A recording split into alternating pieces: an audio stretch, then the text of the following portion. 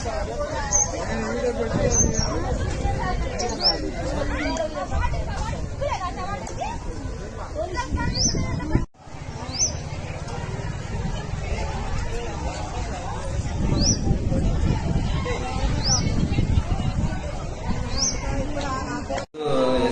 Election నిమిత్తం మండలం అంతా పర్యవేక్షిస్తుంటే 11 గంటలకి మోడల్ స్కూల్ నుండి ప్రిన్సిపాల్ నుండి ఫోన్ వచ్చిందండి.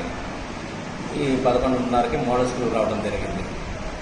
ఏంటో ఇష్యూ అంటే ఈ స్కూల్ దగ్గర రాగానే దాదాపు 100 మంది పేరెంట్స్ స్కూల్ ప్రిన్సిపల్ ఛాంబర్ చుట్టుముట్టి ఒక టీచర్ని కొట్టడం జరిగింది.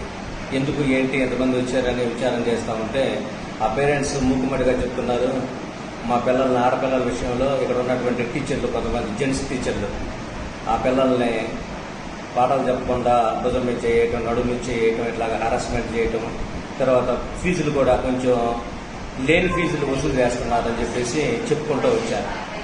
సరే, నేను నెలకోసారి ఈ స్కూల్ విజిట్ చేస్తూ చిన్న చిన్న లోపాలు ఉంటే సరిదిద్దుకోమని ప్రిన్సిపల్ గారికి టీచర్స్కి హెచ్చరిక చేస్తూ వెళ్ళిపోయాను. కానీ ఆడపిల్ల విషయంలో ఇలా జరుగుతున్న విషయం నా దృష్టికి ఇప్పుడు రాలేదు.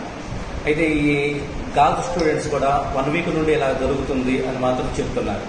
డైరెక్ట్గా నాకు కానీ లేదా ప్రిన్సిపల్ మేడం గారు కానీ ఆ స్టూడెంట్స్ కంప్లైంట్ చేస్తే పిలిపించి మాట్లాడేవారు. వాళ్ళు మాకు చెప్పకుండా పేరెంట్స్ చెప్పడం, పేరెంట్స్ అందరూ కూడబలుకొని ఒక 100 మంది పోగేసుకొని ఈరోజు మూకుమ్మడిగా మోడల్ స్కూల్ మీద దాడి చేసిందే కాక ప్రిన్సిపల్ మేడంని, ఇక్కడ ఉన్నటువంటి పీజీటీ ఇంగ్లీష్ లెక్చరర్ రవి గారిని కొట్టడం జరిగింది.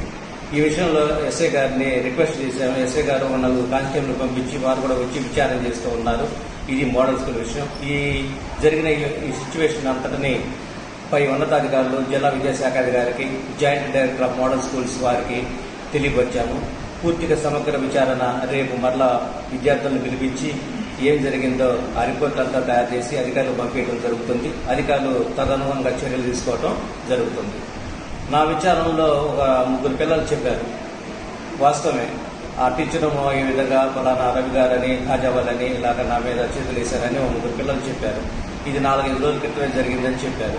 మరి మా దృష్టికి ఎందుకు తీసుకురాలేదంటే మేము భయపడ్డారు సార్ మీరు చెప్పడానికి, అందువల్ల పేరెంట్స్ చెప్పామన్నారు. పేరెంట్స్ ఆ కోపాన్ని ఆపుకోలేక ఒకసారి బంధుమిత్రులందరూ కలుపుకొని కొంతమంది దాడి చేయడం జరిగింది. ఇది ప్రిన్సిపాల్ తెలిసిందంట, కానీ ఆమె వెంటనే దీని మీద చర్య తీసుకొని ఒక నిర్ణయానికి రాలేకపోయారు. ఇది ఏమైందిలని ఆమె కూడా పట్టించుకోలేదు. కానీ చేతుల దాకా వచ్చింది. ఈరోజు ఈ ప్రిన్సిపల్ అప్పుడు సరిగా స్కూల్ పట్టించుకోవట్లేదని బయట స్టూడెంట్స్ నుండి, పేరెంట్స్ నుంచి కామెంట్స్ వస్తున్నా ప్రిన్సిపల్ గారికి చాలాసార్లు హెచ్చరించారు.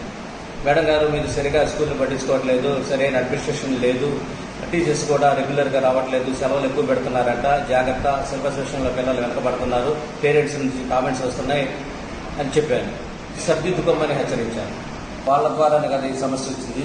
ఇది పై ఉన్నతాధికారులకు తెలియపరుస్తాం, తక్షణం ఏమైనా చర్య తీసుకుంటారని జేడీ గారు కూడా నాతో ఫోన్లో మాట్లాడడం జరిగింది.